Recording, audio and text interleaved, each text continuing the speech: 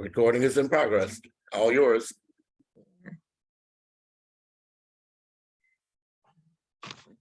Hello, everyone, and happy Mother's Day to every mother in North America, South America, Ghana, Italy, all countries where Mother's Day is being celebrated today. I must say that this is my first official meeting since I became the Multinational Volunteers Coordinator at the International Human Rights Commission for North America and UK and Republic of Ireland. It's a thing of joy that I am also a mother. So I think starting my first official, assignment by celebrating Mother's Day is a good way to, introduce international human rights. Human rights have been abused in various areas, and people just think it's a certain set of people that do face abuse. This weekend we are raising awareness for homelessness and single mothers who are struggling, as well as rural women who have no access to healthcare. However, we must understand that there are some types of abuse that are not seen. These can be emotional abuse, which is eaten deep into our society. I'll share my screen now and give my speech for Mother's Day. I will be focusing on those mothers who, whether they decide to have children or not, they look after us when we have our babies or when we decide to. These are female physicians who end up becoming mothers themselves.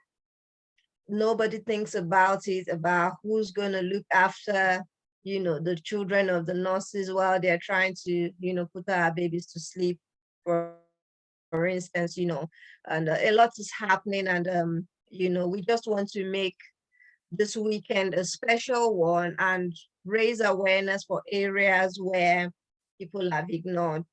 Unfortunately, Gloria from Brazil is not here with us today. She was here with us yesterday. However, she has sent her tribute for mothers in Brazilian Portuguese. Our intern has sent his tribute in Spanish. He's from Molly College, London. And we have a tribute in UK English as well. We are expecting the one from US English from San Diego State University. With me here is His Highness Andrew Williams Jr. And trying to log in now is Dr. Archie Bekomsin from Nigeria. Dr. Ivy Loss from Ghana had a program for rural women, widows, and farmers this morning. And I've sent them a banner to use for the event. Yesterday, we also had in the meeting somebody from Nigeria who will be speaking to teenagers this morning. I'll be happy if His Highness can admit people while I give my speech. Yes, in fact, I've disabled the waiting room so they can come in automatically. I'm making you host, and I'll turn it over to you. Have a wonderful day. Thank you very much.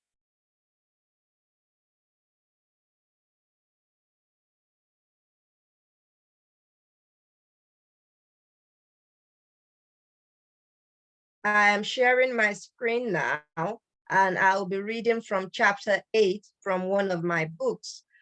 This book is available in paperback and ebook from Lulu Bookstore, North Carolina, and Amazon for global distribution.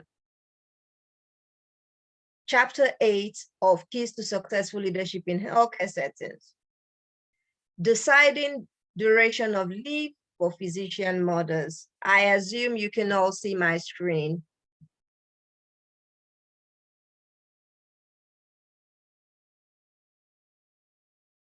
Physicians spend a lot of time training to be professionals. However, there are women among them who, like other women, desire to have children. When the time comes to take maternity leave, there are conflicts faced in the workplace regarding the duration of leave to meet work demands by returning early from the leave. And this may negatively affect the health of both mother and child. Strang and Miriam, 2016. Keller et al. 2018 described the challenges that female Air Force officers face in their careers, which affects how they get promoted to senior ranks. And childbirth came up as one of the major setbacks to become senior officers.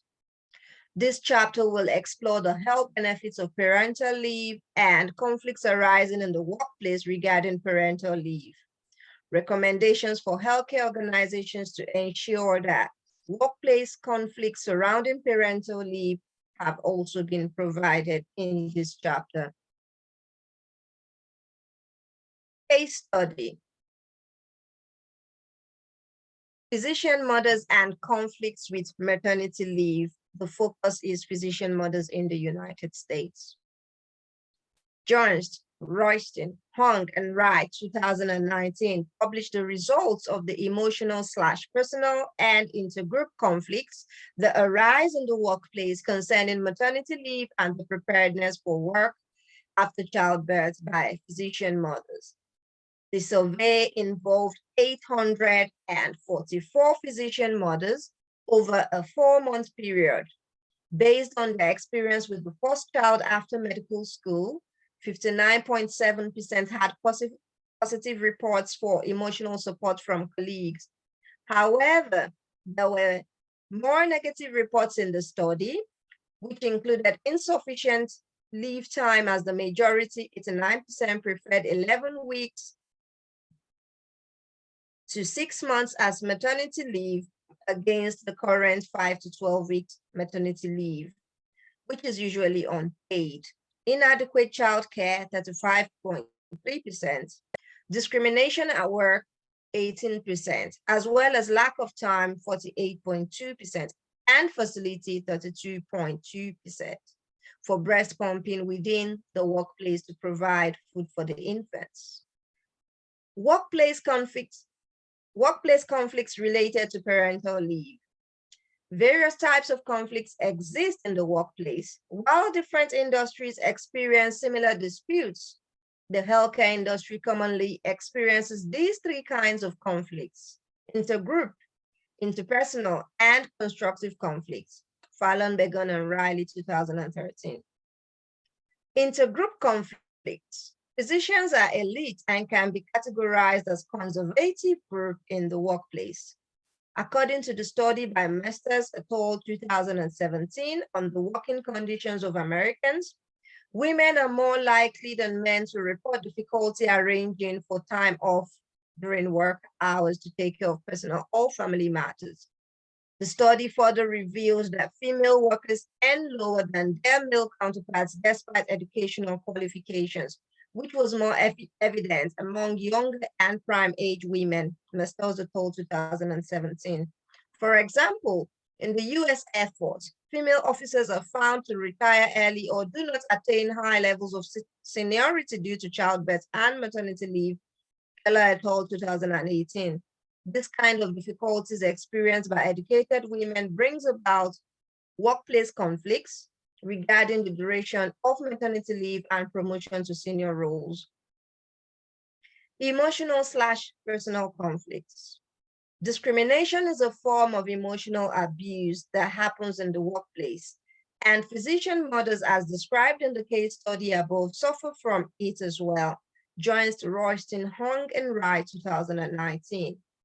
Women have been reported to have more good friends at work when compared to their male counterparts. However, the males get more support from their bosses, Masters et al. 2017. As physician mothers have to breastfeed or breast pump during office hours, it is less likely that they will complete their task in the same time frame as their colleagues, resulting in a lack of support from their bosses. Constructive conflicts in deciding duration of maternity leave. Strong and Miriam, 2016, have provided negative and positive effects of increasing maternity leave period. While it may be a health benefit for both the parents and the child by ensuring breastfeeding occurs for more extended periods, it is a form of setback for the employers when new staff needs to be hired as maternity cover each time a maternity leave is granted. Women are already facing delays with progression to senior roles, and the addition of maternity leave further prevents them from being hired by organizations. With physicians, this may not be the case as there is a shortage of physicians in the US, which ensures that both males and females have an opportunity of being employed or returning to their jobs after the stipulated company maternity leave. In the US Air Force, maternity leave was increased to 12 weeks with payments, while tests for fitness and readiness for job were delayed to 1 year postpartum, Keller et al. 2018.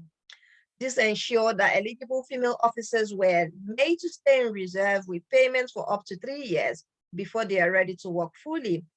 The limitation of this is that there will be more childbirths and maternity leave by female officers, further reducing their progression to senior ranks when they spend too much time in reserve.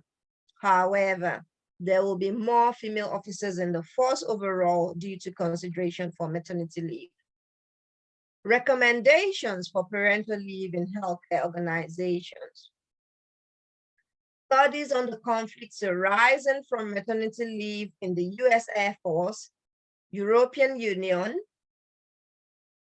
and of physician mothers in the US have provided reasons for workplace conflicts as well as recommendations to improve the working conditions of professional women during childbearing years. Healthcare organizations are faced with disputes as with other sectors in the economy, and these recommendations will also be suitable for female physicians globally to ensure that they are represented among the senior positions in healthcare. Appropriate recommendations for healthcare organizations are given below. 1, there should be daycare centers for children of staff and facilities for breastfeeding/breast pumping within the workplace, as this will promote the early return to work of physician mothers and thereby improve physician shortages. 2, paternity leave should be permitted for physicians to ensure the health and development of children, as children that are unhealthy end up in hospitals for treatments, which will require compulsory absence from work by their parents, and in the case of physician parents will be detrimental for the family as well as the community. 3, when employing staff, their parental status as well as their intention to have children should always be confirmed and accommodations made to ensure employee engagement at work. When planning for patient appointments, the dates and the waiting list should be carefully considered to ensure that there will be staff available to avoid disappointing patients when their physician is on parental leave. Staff should give adequate notice of their planned leave, and management should be supportive and flexible. 4, European Union has 18 out of 28 countries before the withdrawal of the UK that provide paternity leave of an average duration of 12.5 days with full payments to speed up the return to work of nursing mothers, Bell 2016. Sharing parental responsibilities in the family has proven to be beneficial to the health and development of the newborn, Bell 2016. If healthcare organizations in the US adopt this method, more physicians will be available as the number of females graduating from medical school is increasing, meaning more maternity leaves will be requested, Jones, Royston, Hong, and Wright 2019. In addition, shared parental responsibility implies that physician mothers can return to work quicker when their male spouses take paternity leave to look after the children. However, fewer physicians will be available if the specialty is a male-dominated field and paid or unpaid paternity leave is granted to physician fathers. Therefore, the situation of physician shortage hinders the ability to enact paid or unpaid paternity leave for physician fathers, and elongating maternity leave is also not feasible due to the shortage.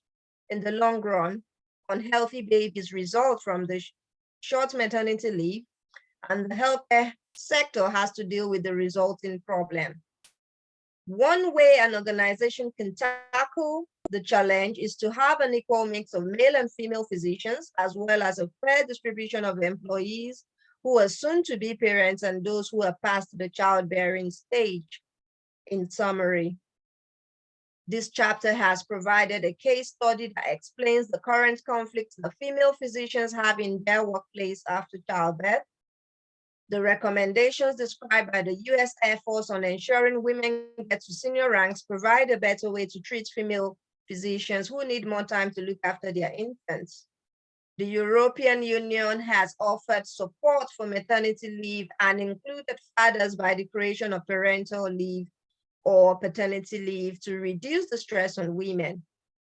Despite the paternity leave policy, as of 2015, only 1 in 10 working fathers have reported to use the leave till 2016. The reasons for the poor statistics include inadequate or no compensation for fathers taking the leave, as countries where paternity leave is highly compensated record higher numbers of fathers taking the leave. The company policies regarding parental leave also influence if the leave will be taken and the duration if it is received. Physician fathers and mothers in the United States should have paid parental leave to ensure their children's health and well-being. However, there is the issue of physician shortage, which implies this may not be a short-term or long-term recommendation. The references are Bell 2016, Fallon Begon and Riley 2013, Joyce Royston, Hong and Wright 2019, Keller, Kimberly, Miriam, Leslie et al. 2018, Master, Smolen, Power et al. 2017, Strangon, Miriam 2016.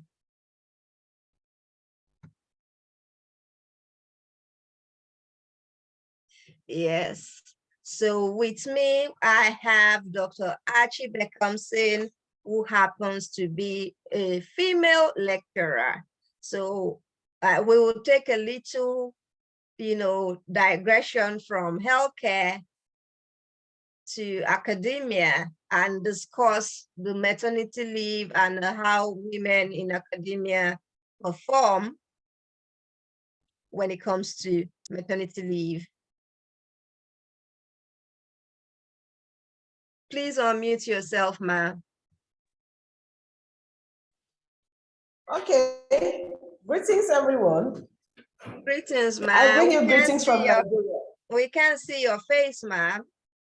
That's because I'm in transit. Oh, that's all right then. That's all right.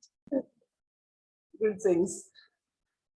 Yeah, when you talk about maternity leave, especially in Nigeria, like in the university where I work, it's pretty interesting. Okay, it's pretty interesting. Like I had my last child working.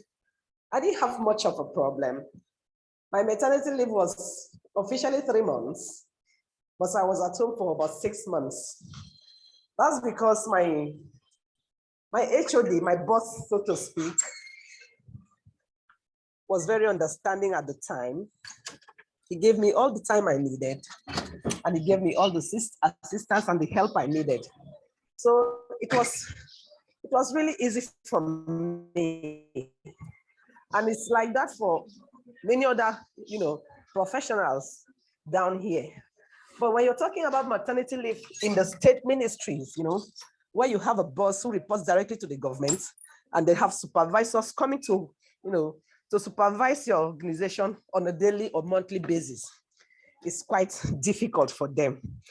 So I can say maternity leave for women academics is much, it's much easier. And even after 6 months, I was taking my baby to school.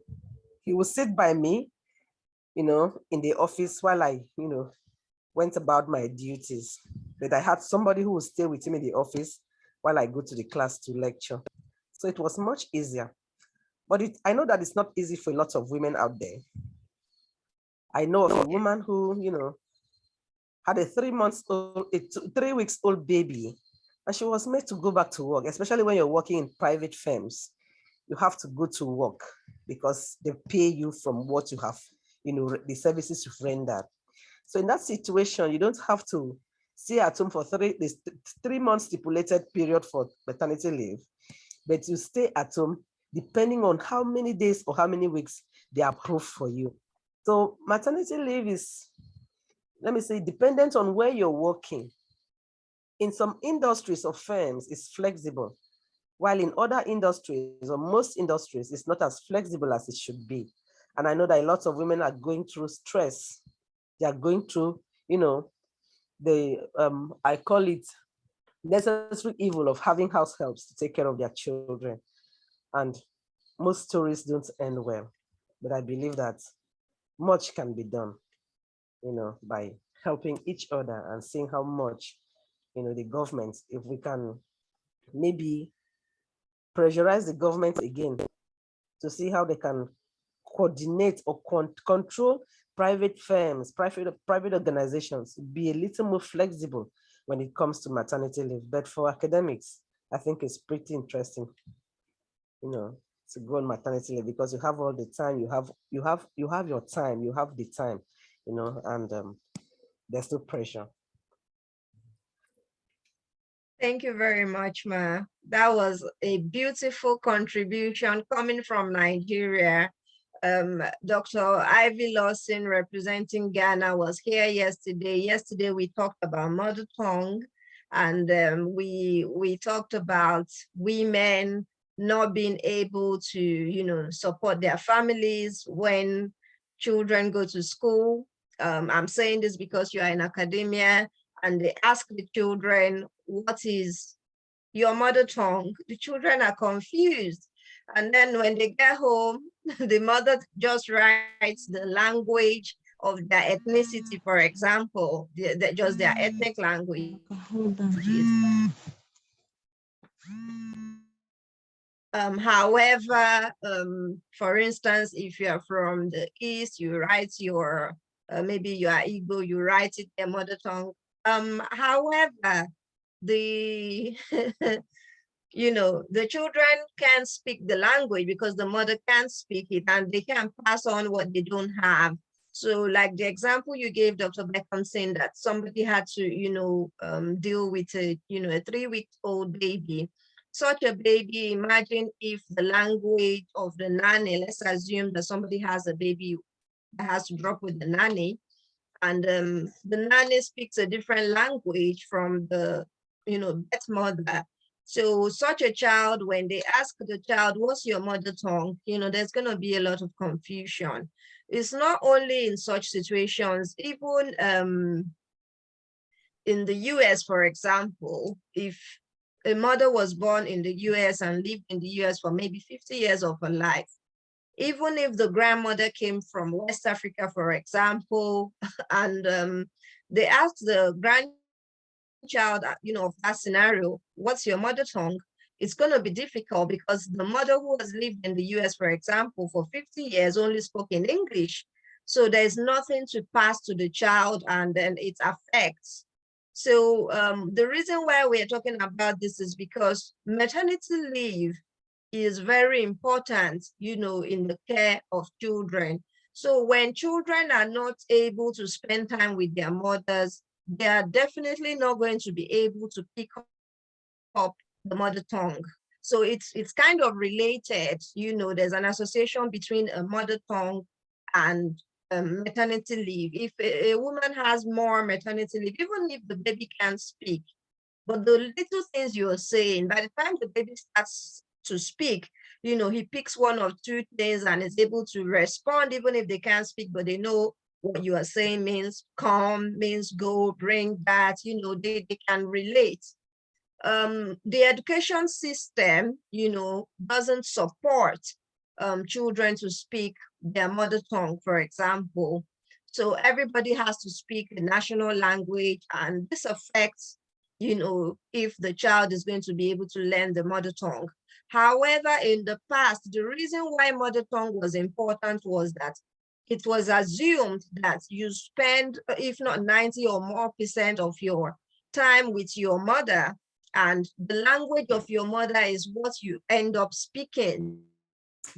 So that's where the mother tongue came in, you know, in the education system. When you're at school, they ask you, what are your languages, your native speaker. So in European countries, I've met so many of my translators. They tell me, oh, I do speak in English, but my mother tongue. So the definition, you know, of words, you know, matters a lot. So when someone says my mother tongue, it shows that being with your mother to learn that language is actually important. But imagine if somebody doesn't even have maternity leave, and as you know, they're having the baby, they're back to work, or there's even no time for, you know, maternity leave at all, because if they try getting pregnant, they lose their job. There are scenarios in organizations where their staff are made to sign that immediately they get pregnant, you know, they show them the door, or they limit it and say you can only get pregnant maybe once in 4 years. There are different types of organizations, and you know, in academia it might not be like that, because I remember that I served in a secondary school when I was serving then in 2006, and even my students used to get pregnant. Imagine, I, their teacher then, I was like 24. I celebrated my 25th birthday in my NYSC uniform, and my students were 23 and 22-year-olds. You know, they used to bring their babies and say, oh, during the holiday, I had a kid, you know. So even we, you know, as youth corpers, then we'll have youth corpers during the, you know, we're teaching during the long-term holiday, you know, youth corpers will come back, you know, pregnant. So it just shows that academia is, you know, is the building block. So if your child spends more time with the teacher, for example, the child is going to end up speaking the teacher's language or the nanny's language. So the other than maternity leave, you know, when the child is of school age, there should also be accommodations. There are some organizations that you dare not bring your child to work. You dare not, you know. And then, you know, it was during COVID, when COVID happened, that people saw, and that's why our focus today was the healthcare organization. People were asked to stay at home. Yes, we're staying at home with our children. But if you are a healthcare worker, you can't stay at home. You have to be at work. What happens to the children of healthcare workers now? If we say we're going to make daycare centers available in hospitals, knowing fully well that, you know, there's a higher tendency to, you know, get the COVID infection if you are there. So can I say something about the mother tongue? Yes, ma'am. Can I? Okay. When you talk about mother tongue, you know, in Nigeria, for example, where we have different tribes, some tribes, they hold very strictly, you know, the speaking of this mother tongue, like the Yorubas where you come from, like the Igbos and the Hausas, they hold very strongly, you know, the speaking of this mother tongue. But it's not the case in other tribes, like the minority tribes. Like, for instance, where I come from, I don't know if it's a class problem, but I just discovered that majority of the parents don't speak their mother tongue with their family, with their children anymore. They speak English. Children speak English, and it becomes a problem, even, you know, trying to speak when you're in public, private, when you have private discussions with children when you're in public, it becomes a problem. I know of a lot of families where children cannot speak their mother tongue, neither can they speak their father's language, especially where the mother and the father don't come from the same place. It becomes a problem. Their father speaks differently, their mother speaks differently, and their children all just speak English.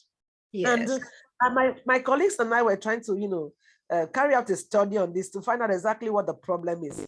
And then another angle is that in Nigeria, again, where I come from, I've discovered that because of this language speaking, English language speaking at home, and then English language speaking in school, children who spend more time in school than they spend with their working parents. And then when they go to school, they interact with teachers, speak the language of the teachers, English language of the teachers, but they have their intonations, you know. They try as much as possible to speak the way their teachers speak. For instance, the ethics, they have a way they pronounce. Their pronunciations are different from the way a Yoruba person would pronounce. The Akwa person pronounces differently from the way an Igbo person pronounces. And then when you see your children in these schools where they have Efik or Ibibio teachers or Yoruba teachers, they come back home trying to speak the way their teachers speak. So it tries as much as possible to infringe on their pronunciation. You see children trying to interpret things in English the way it is interpreted in the languages of these teachers. For instance, they try as much as possible to interpret the way they speak, the way it sounds in vernacular.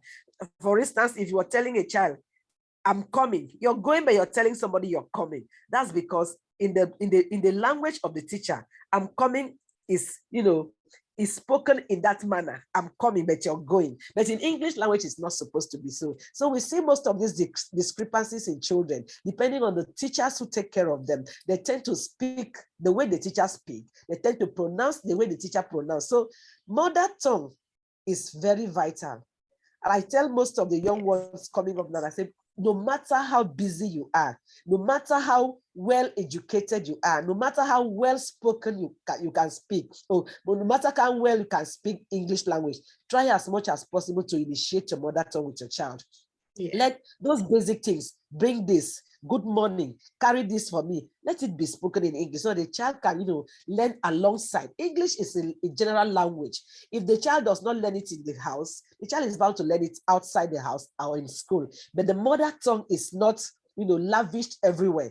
It is only at home that the child is exposed to it. So parents, mothers should try as much as possible to see how they can inculcate the learning or the inculcate mother tongue to their children so that we don't lose it completely. Otherwise, it will be extinct in due time or in, as time comes up. Thank you very much, Dr. Beckhamson.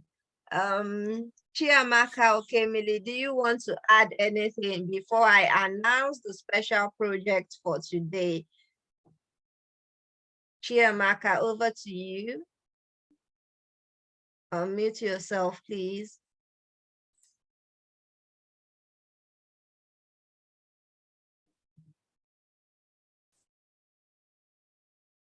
Chiamaka, unmute yourself, please.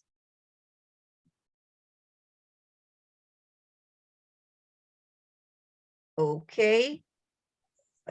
Yeah, okay. Okay, while we are waiting for her, so the special project for today is My Mother, My Teacher. Okay, Chiamaka is with us now. Chiamaka, do you have anything to add regarding mother tongue and maternity leave and the association between the two? Okay, good evening, everyone. Good evening. Sorry, I didn't join you guys on time, but the ones I heard, the contributions were, and the suggestion very nice. I feel mother tongue is something the children should know from home, because clearly most faults is from the parent. Like in Nigeria now, I feel, especially the Igbo part, yeah, I'm Igbo, so I understand. So some parents don't really like to teach their children that language of their birth. They feel like, okay, my children knowing the language made them local, or they're not just proud of telling their children to speak their native language, which is very wrong, because how would they identify themselves as, okay, you claim that you are Igbo, but you can't say it in your own language, or you can't defend your tribe. So clearly it's actually from the eastern parts. Yorubas are really trying with their mother tongue, because they can probably say it anywhere. Like you can't see 2 or 3 Yorubas without them speaking their language or their native language, and that's how they pass it on to their children. So they say that not even in Nigeria, both people outside, their children can clearly speak their language. So this mother tongue of a thing is a very important topic, because clearly people really need to train their children, whether you are here or out, that is good to know your mother, to know your roots, even though that, okay, the exposure and everything, but at least they should learn. It's from their mother tongue that they will aspire to know more about the culture of where they come from. So the topic is actually very nice, and the contributions. I don't know much about maternity leave, so I can't suggest anything much there, but the ones I know is this mother tongue, and which is a very nice topic. So thank you, Ma. Thank you very much. That being said, I'll announce it again. So yesterday we talked about rural women, and a few women are receiving free fertilizers. A few of you have seen it, online. And but this weekend we are trying to put together rural women in the US. Homeless women will be getting free house, and when they get this house, how would they maintain it? So we support them by getting jobs. Many women are homeless because of the system. For instance, in some cultures, you can't even claim to be a single woman. But in other cultures, the more you say I'm a single mother, the more money you get. And this has affected, a lot of issues, society. And now it is people who are single mothers are not happy to be, but now there are people who are actually married and they plan with their husbands. This happens a lot in US, UK, places, developed countries. They plan with their husbands to say that they are single. If they had the marriage certificate from Nigeria, for example, they'll hide it or claim they've never been married, just to make sure that they benefit from the system, that recognizes single mothers. In Nigeria or Africa, for example, the situation is different. There is more support for maybe widows, and say, okay, we are giving out things to widows, and you actually see people who are married, their husbands are alive, hale and hearty, and they go there and queue.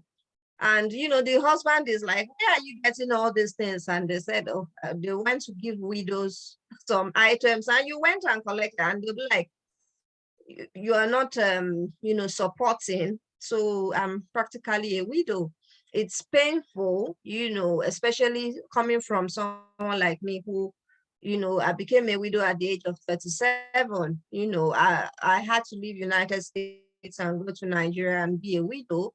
But I couldn't just imagine, okay, yes, I may be educated, but education doesn't mean that you are free from the problems of being a widow. So being a widow and a single mother is not the discussion for today, because if we start, we won't finish. So the project we have now is My Mother, My Teacher, and I'm happy we have a lecturer here. So Dr. Ivy Lawson is in charge of the food bank, so that when the rural women produce the products, the agricultural products, we'll be able to take donations from them as thank you for the free fertilizer they're getting, and use that as food bank in the US, UK, developed world, where, food is now a problem because they are not producing agricultural products. Even in Africa, food is becoming food security issues. So Dr. AHIABGA comes in. I'm happy to hand you over to the project, My Mother, My Teacher. It's going to be a book with each chapter is going to be different languages. So our teenagers will be working with you. One teenager has sent his tributes to mothers in Spanish. The Air Ambulance South American representative has sent her tribute to mothers in Brazilian Portuguese, and she has a mentee who's 21. My mentee is my daughter, who is in California, and that's why we're having this now. For me, I get to celebrate 3 Mothers Day, UK and US, where I'm their representative. So My Mother, My Teacher means that our children are going to be writing what they have learned for their mother. So it's going to be competition. Whether it's your mother tongue or your mother's dish. Yes, we might not be able to speak your mother's tongue, but there are some children that when they cook, they'll say, wow, it tastes just like her mom's, dish. So there are various, types of things that we can learn from our moms. It might just be the way they tie their wrapper, or the way they back their children. Yes, when we were growing up, we were small, but if you have younger ones, you'll be able to see the way your mom puts them on the back, or if you had grandma come in, you'll be able to pick one or two things, and without anybody coming to visit you. If you're in the US, for example, I'm saying this for US mothers, you just see that you have your child on your back and you don't care who is looking at you. That's, what is this? So there are various things we can learn from our mom. So we are all, no matter the age, nobody came to this world on their own. You did not fall from the sky. We all came here by our mothers. So we are all going to compile, my mother, my teacher, everybody would, put something together. I'm happy we have Chiamaka here. So we have cross-generational inputs. Whether they are 2 years old, they can take part in this project. My mother, my teacher. What have you learned from your mother? No matter how much time you spend with your teacher, your mother is still your best teacher, because when your teacher teaches you something that your mother is not happy about, you see the action, and the teacher knows that they can never take the place of the mother, and you see the teachers begging, or the mother is all over the place. I'm taking my child out of the school. Is this what you teach my child? So for mothers, teaching is very important to them. If they see their child acting in a strange way and they say, who taught you this? And they say, my friend. What kind of friends do you have? So for mothers, they understand the principle of, transferable skills, knowledge, teaching. There's no woman that has never taught their child anything, even if it's how to sweep the floor, how to cook, how to boil an egg, how to cook rice, how to, there are different things that you just learned it from your mom. And even if it's the way you speak, people will be like, wow, this girl is just like her mom, or she does some things like her mom and some like her dad. So it depends on how much time you spend with your mom, but no matter what, that hierarchy is always there when it comes to teaching and learning. Mothers always supersede when it comes to who taught you this. No matter how the teacher tries, even if the mother is wrong, the teacher always has to accept, because when it comes to a family issue, the mother, has a lot of, and marketers realize this. That's why they want to sell something to a family, they go after the mothers. They know it's the mothers that have the final say of which shop should I go into.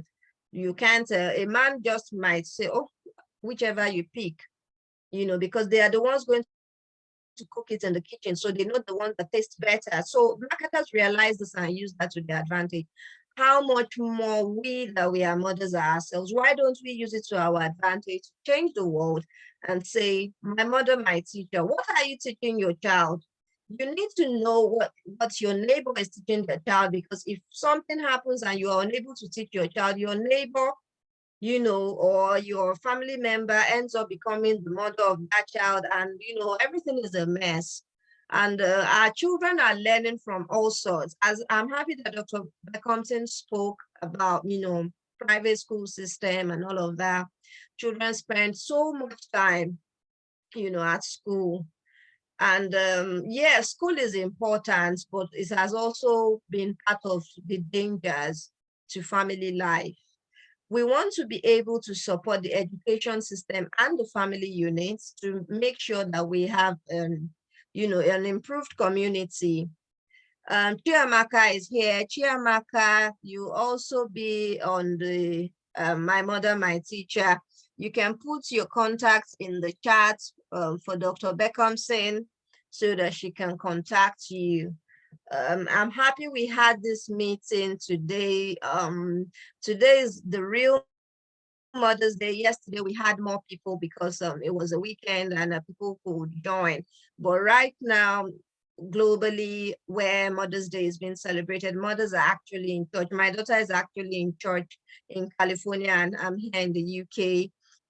But because of technology, we were able to connect. So my daughter is actually in charge of the teenage department for International Human Rights Commission on the projects that I do.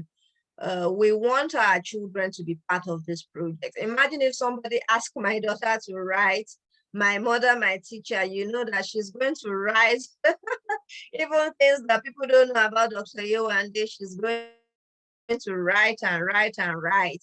And we don't want her to get the prize. I don't want to start a project and my daughter is the winner. No, it would be good, but no, that's not what we want.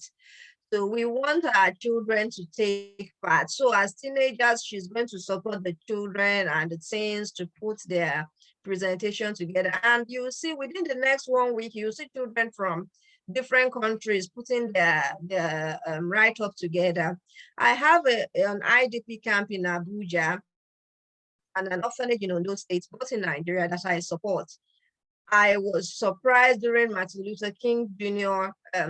Memorial in January that the children put drawing together. Unfortunately, I was able to provide prizes for these children, but this time around, we want to be able to provide prizes, for these children, for even sending an entry, even if it's a pencil case with biro, stationery in it, and an exercise book. They'll be happy, that they got something from the project, my mother, my teacher, and then mothers will become more responsible, knowing fully well that if you don't teach your child the right thing, it's going to come out in the paper, my mother, my teacher. And of course, we don't want this to happen. So the mother has to read it. So unfortunately, it has to be like that, because if we let the children write and we don't let the parents read it, it's going to be terrible. I mean, we don't want people to sue us or take us, to places we don't want. So we are going to let their mothers read it, and the parents will be happy about it, but definitely they must approve before we put such things in publication. When we say publication, that has nothing to do with me. That has to do with people like Dr. Beckhamson. I write more of books and put them on Amazon, and where books are sold. For people like Dr. Beckhamson, I'm sure they will be more interested in publication. However, we want, as researchers and scientists, I'm a neuroscience researcher, so of course people will think, no, you must be more into publication, but no, I've written an aesthetic pharmacology in English, translated it to Yoruba, and is now available in 15 languages. I did the Yoruba myself because, of course, in Nigeria, then we had opportunity of learning 2 Nigerian languages, so I immediately picked Yoruba and Hausa, and a foreign language, which was French. So for me, I'm going back to my basics to learn my French and Spanish, because in California, Spanish speaking is very important.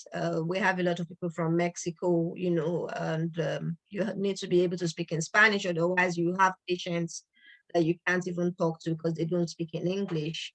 It's very important for us to be able to have our, eureka moment and say, yes, I'm the professor who discovered this, I discovered that, but are we really, beneficial to our society? So we've noticed this in academia. I mean, the first time I was involved in academia was 2006, when we had to serve in secondary schools. Yes, I had just done biochemistry, but they had to use me as an integrated science teacher because they didn't have a senior secondary school for me to. Okay, Rande, please, let me ask a question before I forget. Yeah. Hello? Hello, ma'am. Go ahead. Let me ask a question before I forget. These mentees, are we the ones to source for them, or you have, have a pool of mentees where we can draw from? Yes, we have, like at the IDP camp, I have 1,000 children there. At the orphanage, I have almost 100 children there. So these are just a few. This is from Nigeria. At Sierra Leone, I have children, there that can take part, but I would just focus on North America and UK and Republic of Ireland. Gloria will focus, on South America. Unfortunately, she's not here today due to family issues. And we have different country representatives. So they will be focusing more on getting the children, to do the writing, but you will be serving more of a role of like a registrar, and an Okay. editor, to say, look, this should go in, this shouldn't go in. And of course, there will be a committee for that. But I just Okay. want somebody who is in academia, who knows about, writing, marking of examination scripts and things like that. Because if we just say, oh, it's a Mother's Day project and put somebody there because she's a mother, no, it's not going to go well. Because some mothers, we are from different tribes. So what a Yoruba child will say comfortably, an Igbo child does not do. So we want people who understand different cultures as well, as Dr. comes in, as explained. For someone like me, I was born in the Nigerian Army, hospital in Yaba. Before the age of 10, I had lived in Lagos, Enugu, Abakaliki, and Kaduna. So that's why I have a strange accent. And anytime I say I'm Nigerian, and even Nigerians in the UK always say I'm lying. I am Nigerian, and I hope it remains so. However, I'm happy to have experienced the jumping around because of my accent. I'm proud of my accent anytime. So I am a true Nigerian, born in the Nigerian Army Hospital. The experience I had, you can see when I was talking about Mother's Day and US Air Force, I was saying it comfortably, if you understand what I'm saying. So having a military background, means that you are exposed to a lot of things. You are exposed to everything, just everything. And I understood what Dr. Thompson was saying.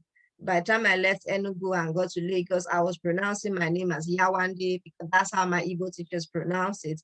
And by the time I went to Kaduna and came back to Lagos, I was, if you tell me something, I'll be like, hey, yeah, ba, oh, So I've been through it all, and I have a publication, Life of a Scientist.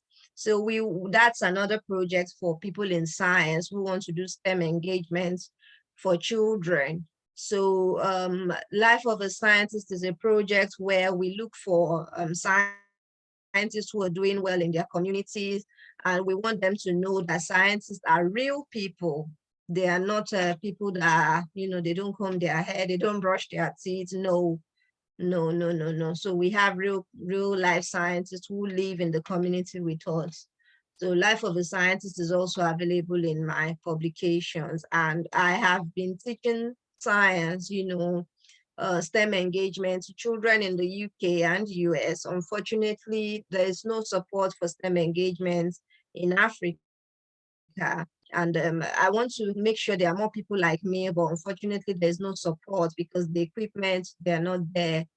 So there's nothing to actually use in teaching the children. Unlike if you want to have a STEM engagement in the UK, you'll be able to get different equipments that you can use on the day, show and tell. It is what it is. I don't want us to stay too long. Chiamaka has given her contribution and she has added her contact. Dr. Beckhamson, I hope you are able to get that. Just to Yes, I've seen Chiamaka's contact. I've dropped mine as well for her to get. Yes. Yeah, so we have 15 languages available. So be ready to get my translators will be ready. So the translators will do the translation, meaning that when we say my mother, my teacher, all children all over the world, no matter the languages, can send, what they want to write about their mother, what they've learned, from their mom. So that way our translators will have it in English and, whatever language that they speak in that region, meaning that if a Yoruba child has written something in English, there will be a Yoruba mentor to support the child because the mother might not be able to speak Yoruba. So my mother, my teacher is a way of attracting mothers, meaning that if a child has written something in English and the mother reads it and is unable to help the child to translate it to their ethnic language, then the mother will be automatically put into the language course where mothers will be learning languages. so they can have something to pass down to their children, you know. Okay. Chiamaka, okay, I'll send it to you now. Yes, so we want to be able to train both the mothers and the children. You will see that there are some mothers that want to learn their ethnic language because their own mothers never, you know, taught them, not because they did this intentionally, but because they didn't, you know, have anything to teach them with. For me, I can read and write Yoruba perfectly because I did it in WHOPE. But this was as far back as 1997, and I don't know what the syllabus is now. So now I'm writing Yoruba only for doctors and healthcare workers so that they can speak Yoruba, the one that their patients, you know, are saying. And the Wazobia Journal Club, somebody else is doing that project. So it's strictly for healthcare workers to say, okay, even if people in our community can't speak their language again, at least healthcare workers should be able to speak the local language, you know, at least to reduce mortality rates. Because when the doctor doesn't know what you are saying and you are complaining that you are having a headache, you know, the person could just die of simple headache because the doctor couldn't understand or the translator did not arrive on time. So I support teaching healthcare workers first the languages, and then later we can adopt other people onto the project. We want to bring the kind of adult school system where organizations can send their staff to training and say, we observe that our staff, when they go to a foreign country, they can't speak that language. So we want to train them, you know, before they get there, or we want to train them as soon as they arrive. For instance, when Chinese students arrived in the United Kingdom for any course, whether it's bachelor's, master's, they always take them 3 weeks before the commencement of the program so that they can learn English.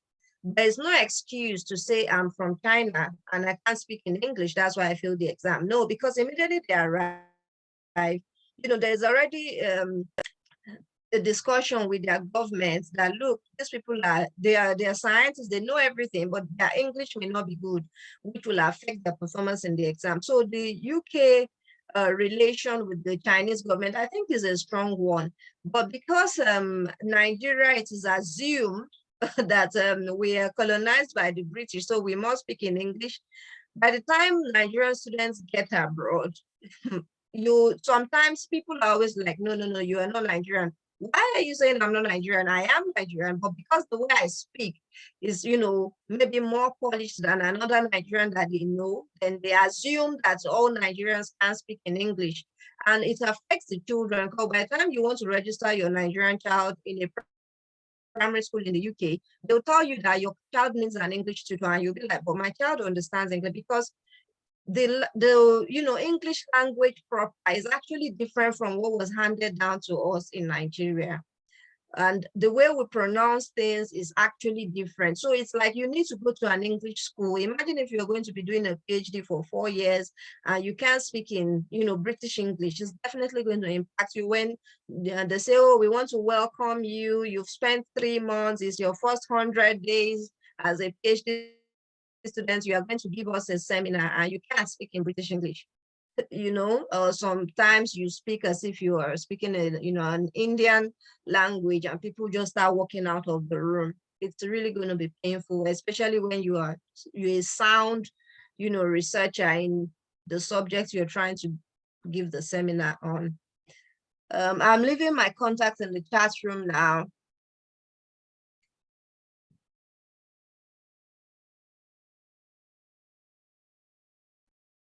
Yes, so do let me know if you have any more questions. That being said, I would like Dr. Beckhamson to give us final thoughts and takeaway for today for Mother's Day.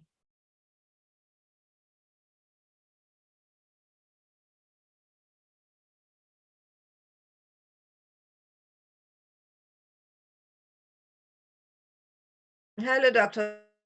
Beckhamson. Okay, sorry, I didn't know I Yes, was we can here. hear you now. So I celebrate all mothers in our group, and I celebrate mothers all over the world, because mothers are doing a very great job. and they are going through a lot of things. Mothers are under a lot of pressure. When you talk about mental health, like I speak on mental health always, we discover that mothers are basically the ones that are worst hit. A lot of mothers, because of what they see in their marriages, because of what they go through raising up their children, they break down easily and they face a lot of challenges that, not too good on their mental health and on their well-being, overall well-being. So it's very needful to celebrate mothers because I believe that the bulk of the, work of raising a child is on the mother's head. And I thank you very much for organizing this. It's an eye-opener. It's very enlightening. And I just believe that going forward, we will achieve the goal of this project. Thank you very much. Thank you very much, ma'am. Chiamaka, any last words before I give my closing remark?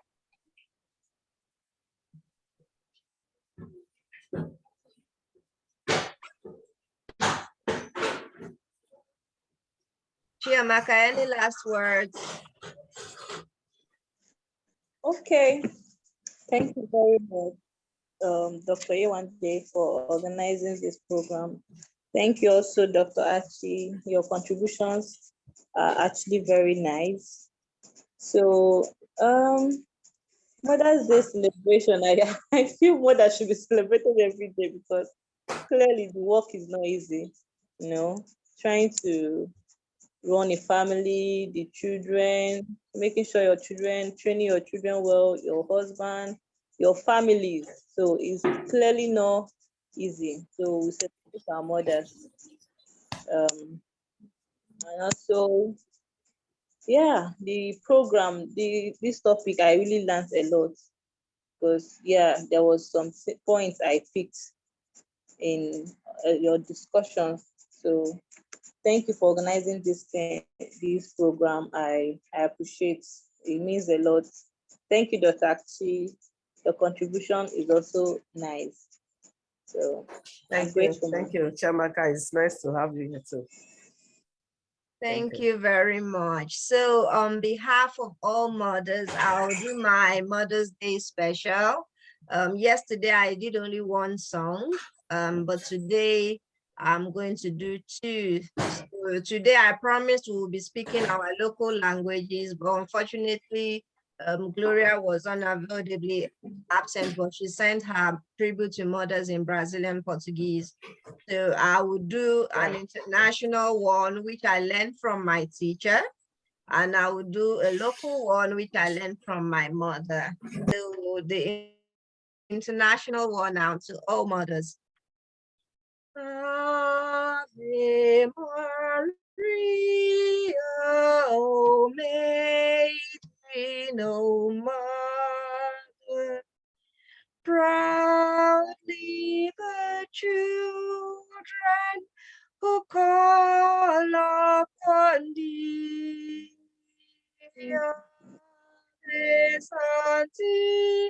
Sima Ave Purusima, sinless and beautiful star of the sea, martyr amabilis, ora pro nobis, pray for the children who come upon thee.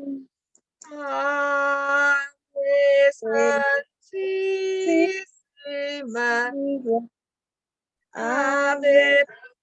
Purusima,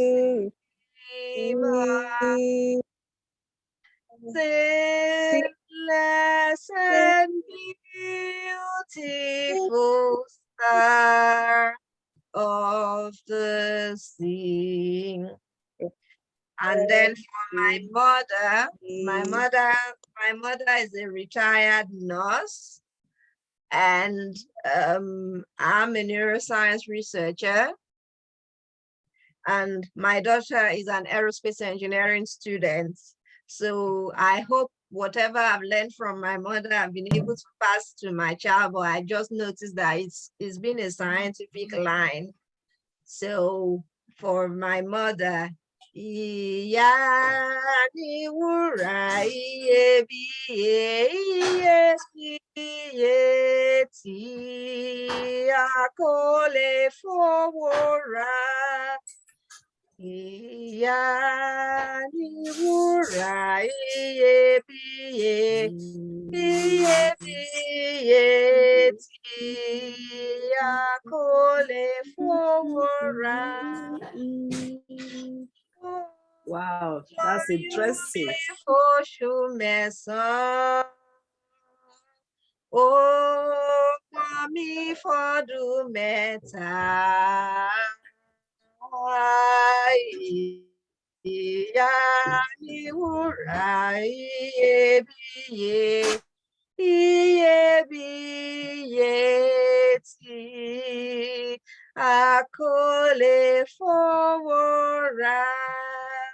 I will be getting my piano very soon. So maybe next Mother's Day, I'll be able to play the piano. Hopefully I'll That's be with my daughter. interesting. So maybe she will sing and I'll play the piano.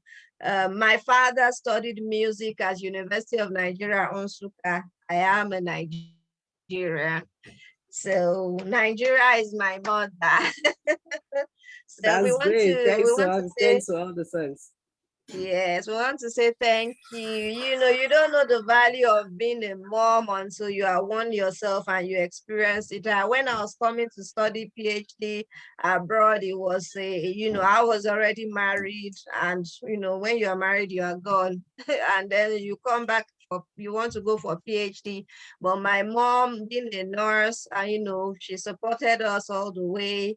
And she's really been supportive. So that's why you see me talking about maternity leave in healthcare settings. I mean, doctors, you just go for appointment and they're smiling, but the doctor might even be pregnant and she's just looking, this one is complaining. You don't know what I'm going through. I'm checking your stomach and I'm pregnant myself.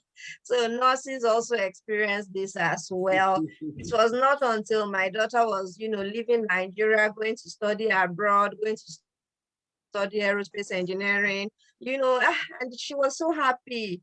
And then I remember there was a time my mom came to visit me in the UK, and I didn't know the place. Even though I've been living here, I didn't know the place. It was my mom that took me there. And I said, what are we doing here? She said, I want to sell my gold. I said, why will you sell your gold? She said, no, one ear is gone and she can't be wearing one ear and the pendant. So it's better she sells it off. So they told her the price. She was like, oh, it's okay compared to how much I bought. I said, Mama, why are you selling your gold? And she was given the money and she gave me the money and says, go and pay your rent.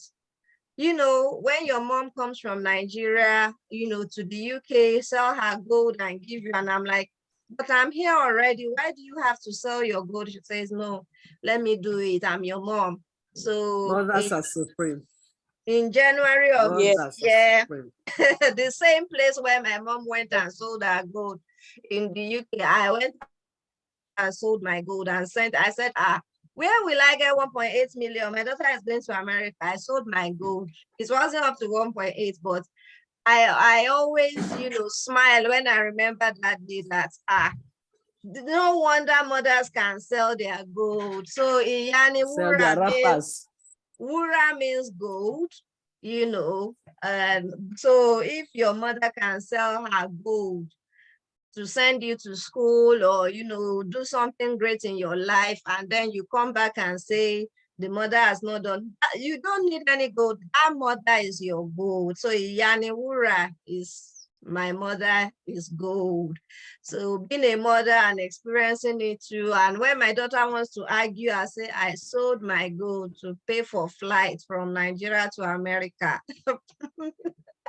So it's until you get into that position, it might not be that you don't have money, but you just be like, why is this gold here when I can sell it off and, use it for something better? So a time will come in your life when they are wearing gold, they are wearing, gold will not even be important to you, because what you have as a child, many people don't have it, and you are lucky to have it, and then you start looking for gold. But unfortunately, the children we have now, they are social media children. And if we are not careful, that's how the economy and community will just turn out. So we need to grab them young, teach them their mother tongue, and pass on these things our mothers did. If I was an Igbo woman, maybe I'll sell my wrapper, So, and a lot of things. I mean, these are gold that we brought from Nigeria, but here they don't have gold. I'm sure if nice people to had gold, they too will sell it, but they don't understand our culture. So we can do anything for our child. So when people are saying, Dr. Yohande's daughter is studying aerospace engineering, so you see the truth now. So tomorrow, when you want your child to be like Dr. Yohande's child, you can start buying gold now. So you have something to sell in future. So thank you very much. On behalf of all mothers, I want us to give a clap, clap, clap. Everybody unmute yourself and give a clap to all mothers who have sold their wrapper, sold their gold, sold everything, sold their land, so that their children, will have a beautiful life. Thank you very much. So thank you, Dr. Yohan.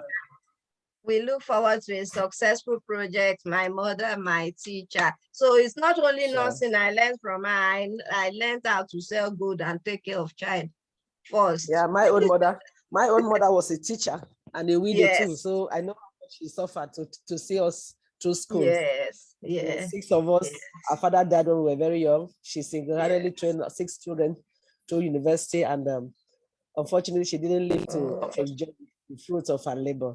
So I celebrate her especially today, right in the grave. I celebrate her. Yes, we thank God. We thank God for everything. So we learned a lot. So when you see Dr. Yohande talking about US Air Force, I don't want to start the US story today, because when I first got to America, my first friends were the US Army Medical Service Corps. So that's why I keep talking about US Medical Service and, maternity leave for healthcare workers. Thank you very much. And in French, I must say au revoir. In Yoruba, Odabo. In English, Bye. bye. Bye. In Igbo, Chiamaka. Thank you, everybody. Dalu. Gracias. Bye. Bye. Bye. Bye.